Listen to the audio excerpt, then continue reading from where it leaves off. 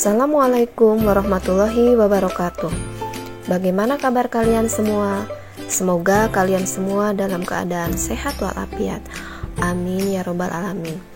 Video kali ini yaitu tentang materi atau substansi genetik bagian pertama yang merupakan materi biologi kelas 12. Sebelumnya ibu ingin bertanya terlebih dahulu, mengapa sidik jari dibutuhkan polisi untuk mengungkap sebuah kejahatan? Apakah sidik jari setiap orang itu berbeda-beda? Jika ya, mengapa hal itu bisa terjadi? Nah, pernahkah kalian mendengar kasus tertukarnya bayi di rumah sakit? Apabila kalian menemukan kasus seperti itu, apa yang akan kalian lakukan? Bagaimana cara menentukan status anak tersebut tertukar atau tidaknya? Nah, semua itu akan kita bahas pada materi kali ini, yaitu tentang materi atau substansi genetik. Materi atau substansi genetik meliputi kromosom, gen, DNA, RNA, dan sintesis protein. Nah, untuk sintesis protein nanti akan dibahas pada video selanjutnya. Kromosom, gen, DNA itu hubungannya apa sih? Di mana adanya? Nah, di dalam sel itu terdapat inti sel. Nah, di dalam inti sel terdapat kromosom. Di dalam kromosom ada yang namanya lokus gen. Disitulah tempatnya gen. Nah, di dalam gen ada DNA dan RNA. Sekarang kita bahas materi genetik yang pertama, yaitu kromosom. Kromosom itu diperkenalkan istilahnya oleh Waldeyer. Kromosom itu berasal dari bahasa Yunani. Kroma itu warna dan soma itu adalah tubuh atau badan. Jadi badan yang mudah menyerap zat warna. Nah, bagaimana struktur kromosom itu? Struktur kromosom terdiri atas dua bagian utama, yaitu yang pertama sentromer atau kinetokor, yaitu pusat kromosom berupa bulatan kecil berwarna terang karena daya serap terhadap zat warnanya rendah, yang sentromer itu ya. Nah, kemudian yang kedua yaitu lengan kromosom, merupakan badan kromosom, bagian yang mudah menyerap zat warna. Nah, yang kedua macam-macam kromosom. Berdasarkan letak sentromernya, kromosom dibedakan menjadi 4, yaitu yang pertama telosentrik, yaitu kromosom yang letak sentromernya di ujung lengan kromosom, sehingga kromosom hanya memiliki satu lengan. Yang kedua yaitu akrosentrik, kromosom yang letak sentromernya di dekat ujung kromosom atau subterminal ya. Kemudian yang ketiga yaitu submetasentrik, kromosom yang letak sentromernya agak di tengah sehingga kedua lengan kromosom tidak sama panjang. Yang keempat yaitu metasentrik, kromosom yang letak sentromernya di tengah sehingga kromosom memiliki dua lengan yang sama panjang. Nah, bisa kalian lihat di gambar ya, bagaimana bentuk kromosom yang metasentrik, akrosentrik, submetasentrik, dan telosentrik.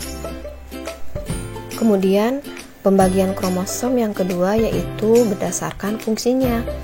Berdasarkan fungsinya kromosom dibedakan menjadi dua, yaitu yang pertama kromosom tubuh atau autosom, yaitu kromosom yang terdapat pada individu jantan dan betina dalam bentuk dan sifat yang sama, serta tidak berperan dalam menentukan jenis kelamin. Jadi kromosom tubuh ini atau autosom baik pada pria maupun wanita itu sama ya. Nah, kemudian yang kedua yaitu kromosom seks atau kromosom kelamin atau disebut gonosom, yaitu kromosom yang terdapat pada individu jantan dan betina dan keduanya berbeda dilihat dari bentuk dan sifatnya, serta berperan dalam menentukan jenis kelamin. Untuk memahami perbedaan kromosom tubuh dan kromosom seks, di sini ada gambar kromosom pada lalat buah jantan dan betina, yaitu pada Drosophila melanogaster ya. Nah, di situ jumlah kromosomnya adalah 8 buah atau 4 pasang. Yang nomor 2, 3, dan 4 baik jantan maupun betina itu bentuknya sama ya. Nah, itu autosom. Nah, pada kromosom pasangan nomor 1, jantan dan betina bisa kalian perhatikan di situ berbeda. Nah, itu yang sepasang itu adalah gonosom. Jadi gonosom itu jumlahnya 2 buah atau sepasang dan bentuknya juga berbeda antara jantan dan betina. Yang ketiga yaitu jumlah kromosom. Nah, bisa kalian perhatikan tabel berikut ini. Kita ambil contohnya 7 organisme ya atau makhluk hidup. Yang pertama manusia atau Homo sapiens. Jumlah kromosomnya yaitu 46 buah atau 23 pasang. Kucing atau Felis domestica itu 38 buah atau 19 pasang. Kemudian yang ketiga lalat buah atau Drosophila melanogaster itu jumlah kromosomnya 8 buah atau 4 pasang. Kemudian yang keempat kuda atau equus, jumlah kromosomnya yaitu 64 buah atau 32 pasang. Yang kelima padi atau Oryza sativa, jumlah kromosomnya yaitu 24 buah atau 12 pasang. Kemudian yang keenam jagung atau Jeamais, jumlah kromosomnya yaitu 20 buah atau 10 pasang. Kemudian yang ketujuh tembakau atau Nicotiana tabacum, jumlah kromosomnya yaitu 48 buah atau 24 pasang. Nah, itu beberapa contoh jumlah kromosom pada berbagai organisme. Kemudian yang keempat yaitu rumus kromosom atau simbol kromosom atau disebut juga kariotip. Nah, jumlah kromosom kita ambil contohnya di sini pada manusia ya, atau Homo sapiens. Jumlah kromosom pada manusia itu tadi 46 buah. Nah, maka kromosom tubuhnya atau autosomnya yaitu 44 buah atau 22 pasang. Dan kromosom seksnya atau gonosomnya yaitu 2 buah atau sepasang. Maka rumus kromosomnya bisa kalian perhatikan berikut ini ya. Yang pertama pada sel tubuh, karena berbeda kalau sel tubuh itu bersifat diploid ya. Kalau pada sel kelamin itu bersifat haploid. Nah, pada sel tubuh pria, rumus kromosomnya itu adalah 44A plus XY atau bisa ditulis juga 22AA plus XY. 44A itu A-nya 1 menunjukkan buah, jadi 44 buah ditambah XY. XY itu gonosomnya yaitu 2 buah, jadi 44 ditambah 2 itu adalah 46 buah ya. Atau bisa ditulis 22AA. Nah, A-nya 2 itu menunjukkan pasang, jadi 22 pasang ditambah atau plus XY. XY itu tadi gonosomnya sepasang, berarti 22 pasang ditambah 1 pasang berarti 23 pasang atau 46 buah. Nah, pada sel tubuh wanita rumus kromosomnya bisa ditulis 44A plus XX atau 22AA plus XX. Nah, di sini kalian bisa perhatikan perbedaannya yaitu pada gonosomnya. Kalau pada pria itu XY, sedangkan pada wanita XX gitu ya, seperti itu. Kemudian yang berikutnya rumus kromosom pada sel kelamin. Nah, sel kelamin itu jumlah kromosomnya setengah dari jumlah kromosom sel tubuh atau bersifat haploid. Rumus kromosom pada sel kelamin pria atau sperma yaitu 22A plus X dan 22A plus Y.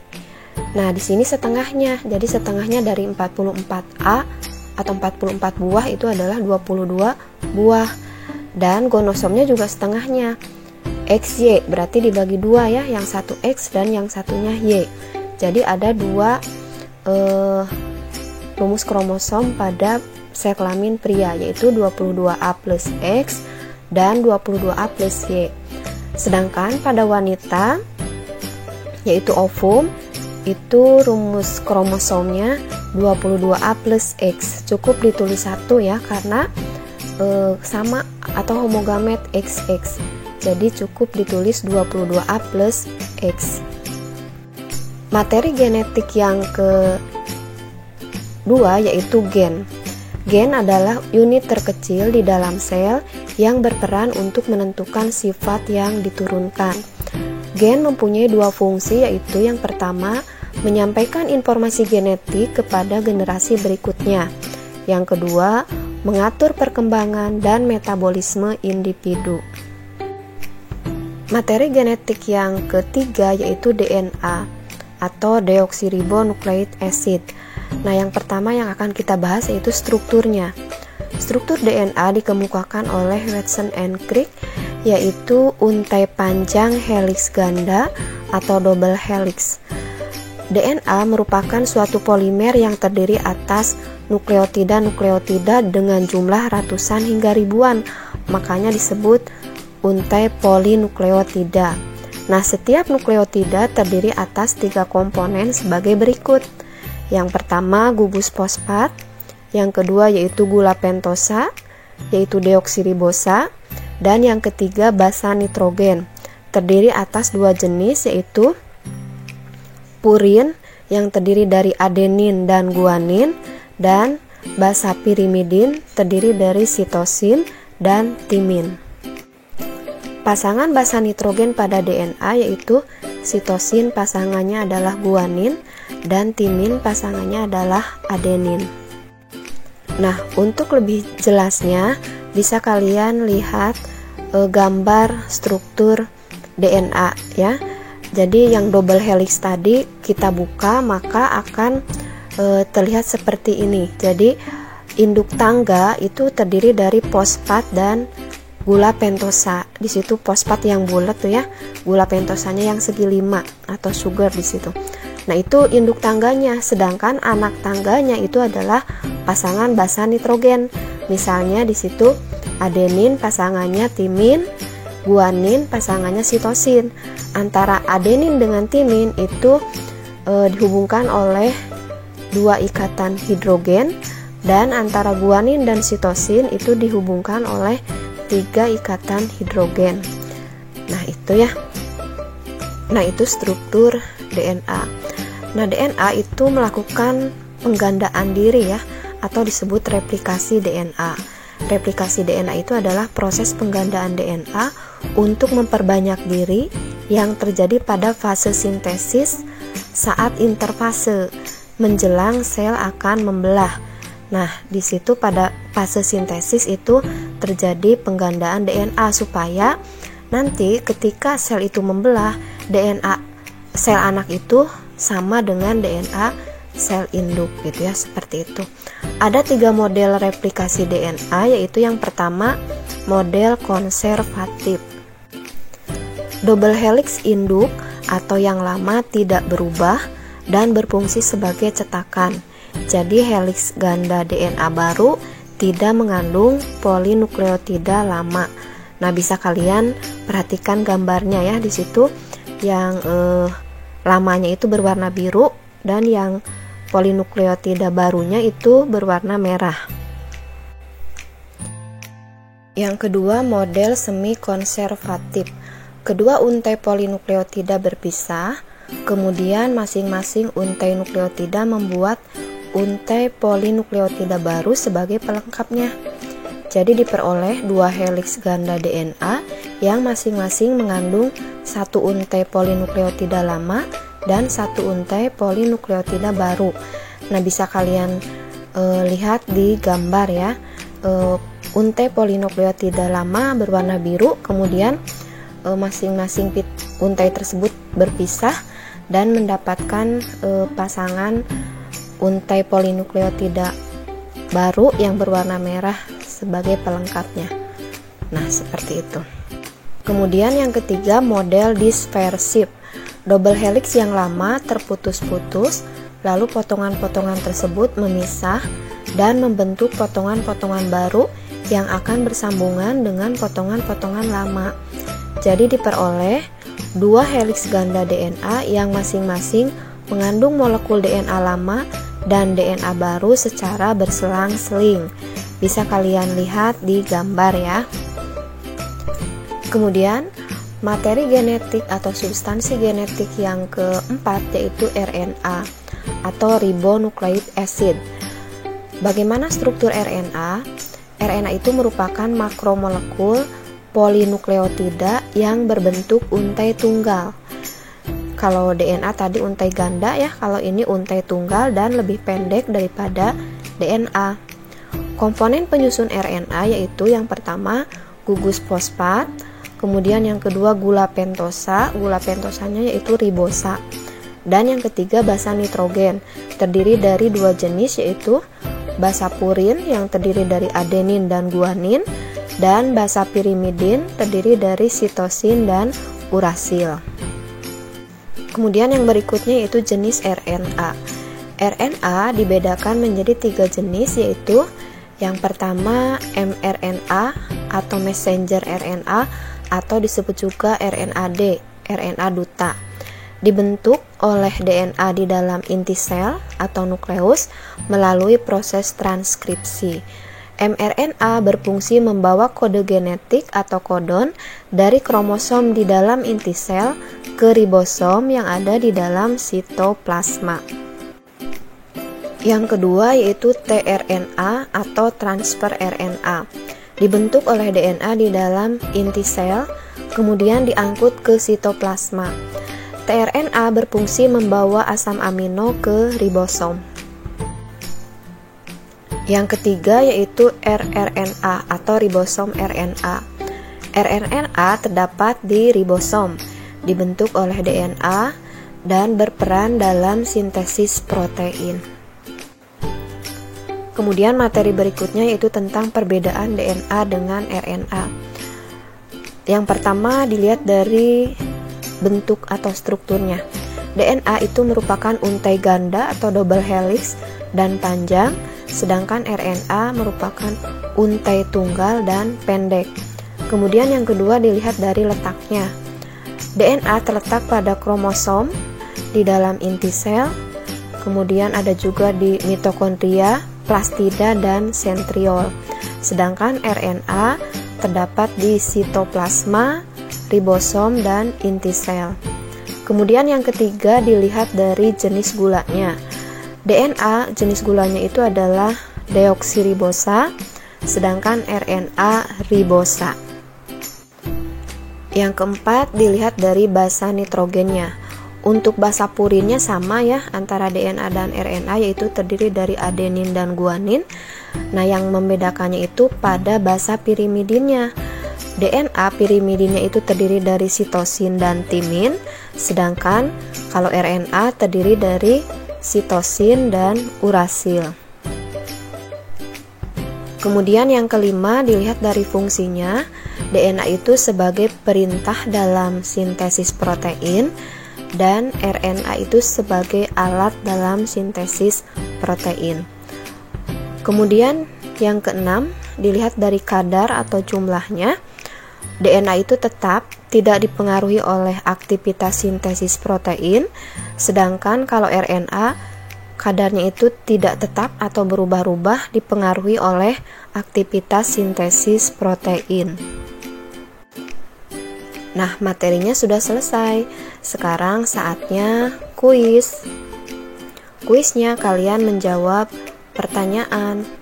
Jawablah pertanyaan berikut dengan tepat. Yang pertama, jelaskan dan gambarkan bentuk kromosom metasentrik, submetasentrik, akrosentrik, dan telosentrik. Yang kedua, gambarkan skema kromosom sel tubuh kucing jantan dengan jumlah kromosom 19 pasang. Yang ketiga, gambarkan skema untai DNA yang memiliki 6 nukleotida. Yang keempat, jelaskan perbedaan antara teori replikasi DNA konservatif, semi-konservatif, dan dispersif. Yang kelima, jelaskan perbedaan DNA dengan RNA. Alhamdulillah, pembelajaran kali ini telah selesai. Terima kasih sudah menyimak. Jangan lupa like, komen, dan subscribe. Assalamualaikum warahmatullahi wabarakatuh.